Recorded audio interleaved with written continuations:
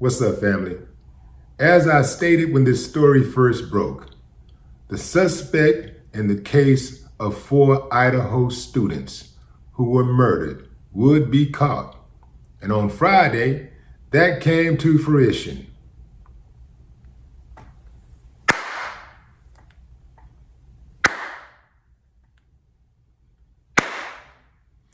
All right, fam, who is this guy? Brian Christopher Koberger.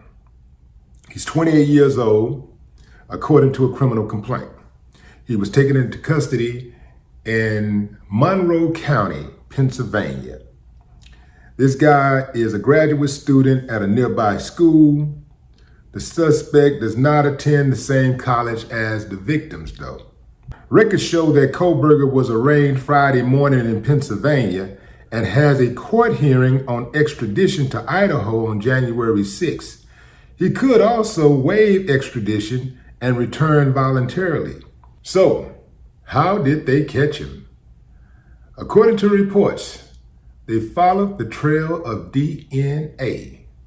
They say that his DNA was found on material that was inside of the rental house that the deceased students were inside of when they were killed. And police say that they suspect that these kids were sleeping when they were murdered. They don't have a motive, and they don't know how the murders played out. They want that information. Now, these guys were under a lot of scrutiny. I'm talking about the authorities in Idaho. A lot of pressure. People were mad because they wasn't releasing information on the case fast enough. Now, here's the thing. When something happens like that, obviously, if it's you, your family, you're closer to the case. You want that information like right now. You want the information. The problem with releasing that information too soon is it could compromise the case. Think about it, fam. If they put some information out there too fast and, let's say there's other suspects, somebody could hit that suspect, could find out that what's going on and boom, catch out, Imagine if he had known earlier that he was a suspect and they didn't have eyes on him. He could have dipped. Then, if you look at how things could play out in court, if they put the wrong information out there, the the defense attorney could use that against them and, give their client some information or present information that could help their client. So, this is why they don't put all that information out too fast.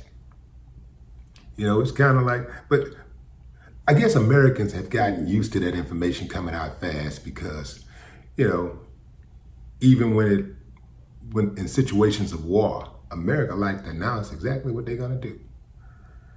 At 8 o'clock on Friday,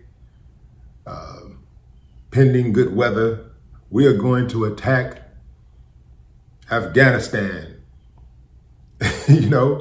They like to tell people exactly what they're gonna do. Well, you have 2 hours to respond and we're coming in. They like to tell people exactly what they're gonna do, except in the hood, like in low income areas, they just go do stuff and they don't even give people chances to comply. Another thing we have to consider is this, fam. Just because they made an arrest does not necessarily mean they have the right guy. It just means that they have enough probable cause to make an arrest. Also, according to reports, several months ago, Koberger visited the Seven Sirens Brewery Company several times, harassing women who worked there. Yeah, fam. They say this dude would sit at the bar, oftentimes alone, just observing women. And check this out. They have a process where they scan IDs after the ID is used the second time. and they made a note on his ID. This is what they said. Hey, this guy makes creepy comments. Keep an eye on him. He'll have 2 or 3 beers and then just get a little too comfortable. The owner said he was forced to confront Kohberger. He said, I went up to him and said, hey, Brian, welcome back. We appreciate you coming back. I just wanted to talk to you real quick and make sure that you're going to be respectful this time and we're not going to have any issues. He said that he left it at that, and Kohberger never returned to his brewery. I wonder why. They also said that this guy was kind of like quiet in class, and then after the murders, he became a little more jovial. For the sake of argument, let's just say Brian Kohberger is the killer. If he would do something that egregious, killing 4 seemingly innocent people, perhaps he's killed before. Perhaps he's killed many, many times before. This guy was a criminal justice major. Imagine him being out on the streets, wearing a uniform, working in law enforcement. Or perhaps he wanted to be a judge, a prosecutor, run for political office. You know, there's others out there just like him who are already in those positions. That's right. I said it. Yeah, man. Imagine this guy working at the bar and they're scanning folks' IDs and he's gathering information about people, like basically building a profile. They say he was sitting around asking women where they live and who did they come to the bar with. As I said, they don't have a motive and they don't have the murder weapon. The murder weapon is important, but not necessarily needed to prove him guilty. But it would help, because the murder weapon would be like, it's like a smoking gun, so to speak. Y'all think they're gonna find that murder weapon? The thing is, oftentimes, especially in the case of a knife, people would throw knives away. But some killers, especially a guy like this, they might keep the murder weapon as a souvenir. Some of them get off to stuff like that. I be watching that Criminal Minds, man. Y'all check that stuff out. Criminal Minds, man. It's a cold-blooded series.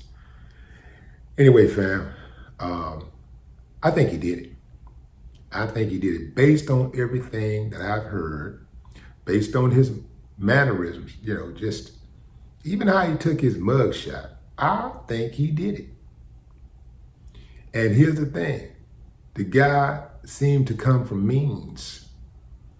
Normally, when you come from means, the police like to make sure they got it right, because they don't want to get embarrassed and they know that you got the money to defend yourself. I think they said, but here's the crazy thing, I think they said something about him having a public defender. I don't know what that's about. Perhaps that's one of those moves that the family makes to get the bond lowered, or try to get him some type of bond. I doubt if he'll ever get a bond, but right now he's sitting in jail on 4 counts of first-degree murder. And if convicted, Idaho does have the death penalty. And I say to that, if he is guilty, he deserves that cocktail on ice. No more talk.